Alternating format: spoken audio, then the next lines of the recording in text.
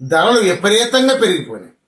ముఖ్యంగా మనం రోజు వాడే నిత్యావసర వస్తువుల ధరలు అంటే కూరగాయల ధరలు.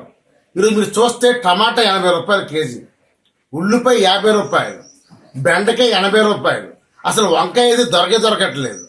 అంటే కూరగాయల ధరలన్నీ కూడా ఆకాశాన్ని అంటుకున్నాయి. మరోపక్క సబ్బులు, నూడిల్స్, ముఖ్యంగా పెద్దవాళ్ళు వేసుకునే షుగర్ ట్యాబ్లెట్లు, మొత్తం ఔషధ కంపెనీలు అన్నీ విపరీతంగా పెరిగిపోయినాయి. దీంతో మధ్యతరగతి వర్గం చాలా ఇబ్బంది పడుతుంది. అందుకని చంద్రబాబు నేను చెప్పే సలహా ఏంటంటే దయవుంచి ఈ ధర మీద నియంత్రణ పాటించండి. పౌర సరఫరా శాఖ మంత్రి నాదెండ్ల మనోహర్ స్పందించి రైతు బజార్లోనే ఇమ్మీడియట్గా తక్కువ ధరకు అమ్మే విధంగా ప్రయత్నం చేయండి. అలాగే వివిధ ప్రాంతాల్లో టెంట్లు వేసి ప్రజలకు అందుబాటులో ఉండే విధంగా నియంత్రించండి. లేకపోతే మాత్రం ప్రజలు చాలా ఇబ్బంది పడుతున్నారు.